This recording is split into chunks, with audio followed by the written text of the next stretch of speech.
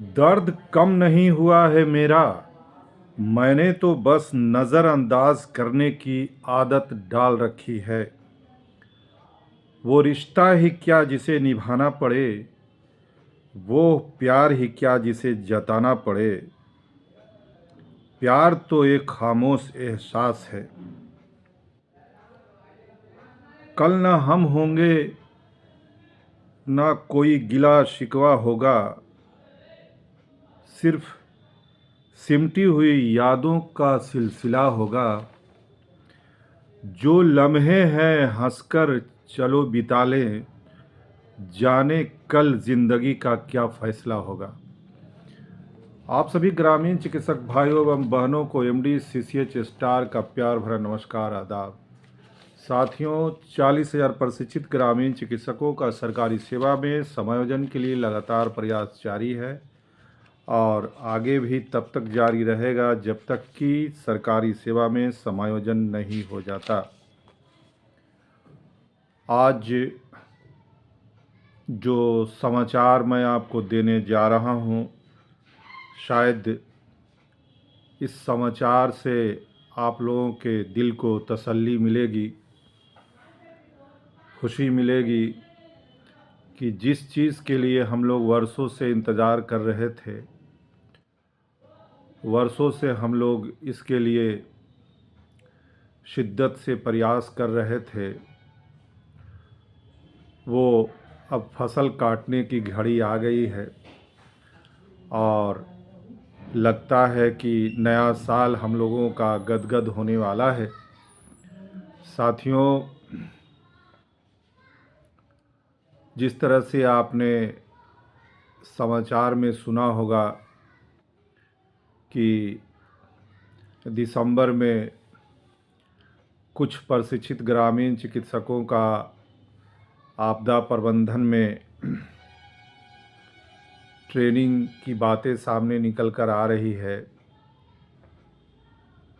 मैं इन सब बातों पर भी चर्चा करूंगा, साथ ही साथ एक सूत्र, एक मांग और एक प्लेटफॉर्म शुरू से मैं कहता आ रहा हूं और इससे बढ़िया पॉलिसी कोई और नहीं हो सकता है।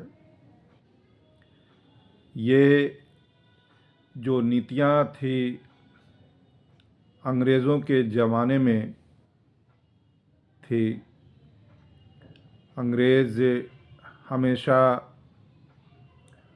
फूट डालो और शासन करो की रणनीति पर चलते रहे और जिस कारण वो भारत पर काफ़ी लंबे अरसे तक शासन भी किया।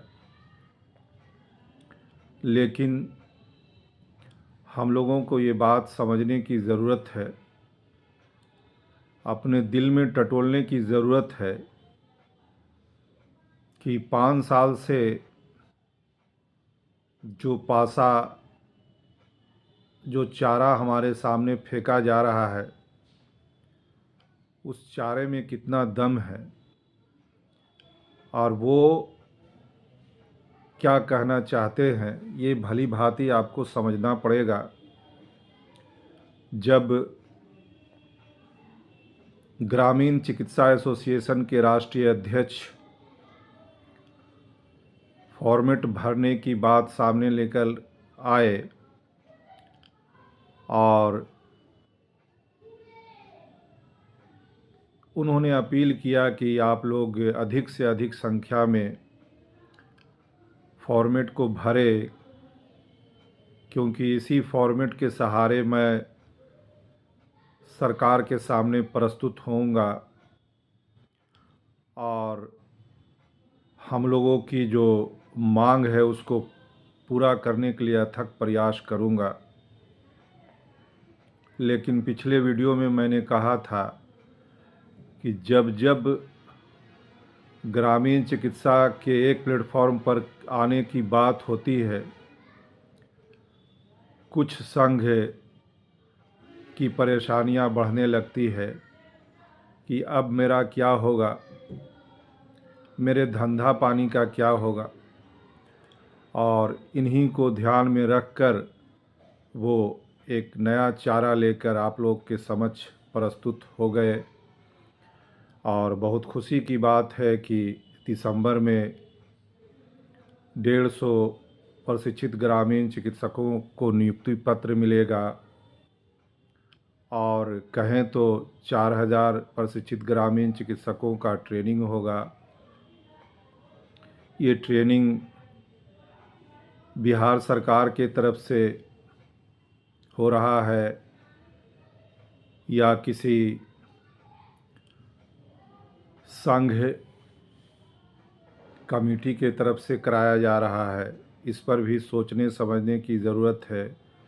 साथ ही ग्रामीण चिकित्सा एसोसिएशन के राष्ट्रीय अध्यक्ष ने मुझे बताया कि पटना में आपदा प्रबंधन विभाग का वार्षिक सम्मेलन है और ये वार्षिक सम्मेलन हर साल कराया जाता है और उसमें भीड़ जुटाने के लिए अगर हम लोग कहेंगे कि आप लोग को आपदा प्रबंधन का सम्मेलन है उसमें आइए तो कितने लोग आ सकते हैं।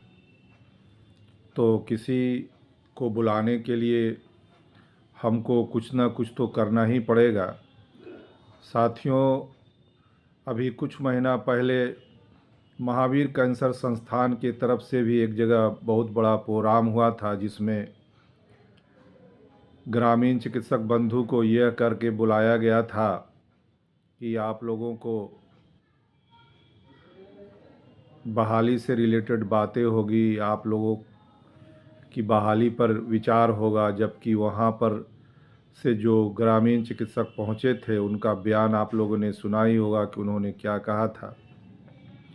उन्होंने स्पष्ट शब्दों में कहा था कि ये महावीर कैंसर संस्थान की तरफ से आयोजित प्रोग्राम है, ग्रामीण चिकित्सकों को भ्रमित करके यहाँ बुलाया गया है।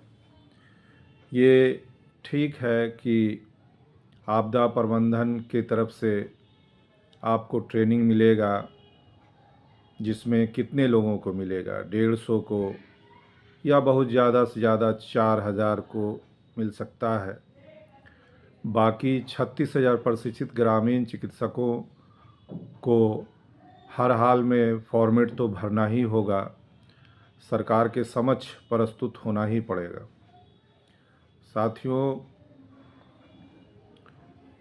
हम लोगों को अब भ्रमित होने की आवश्यकता नहीं है और हम लोग जिस कार्य को लेकर चले हैं उस कार्य को हम लोग आगे बढ़ाएंगे। रही सवाल 1500 2000 प्रशिक्षित ग्रामीण चिकित्सक, ये आपदा प्रबंधन का मामला नहीं भी आता तब भी वो उनके साथ हैं। बाकी 35,000 36,000 प्रशिक्षित ग्रामीण चिकित्सकों के भाग्य का फैसला कैसे होगा, इस पर हम लोगों को फॉर्मेट भरते हुए आगे बढ़ना होगा। और जैसा कि अब जल्द ही 40,000 प्रशिक्षित ग्रामीण चिकित्सक पटना की धरती पर भी उतर सकते हैं और उतरने की ज़रूरत है।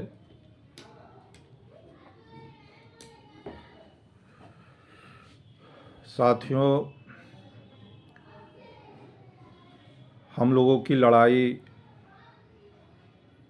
सरकार से है, ना कि कोई संगठन से है और ना ही हम लोगों की लड़ाई परामर्शदात्री महोदय से है।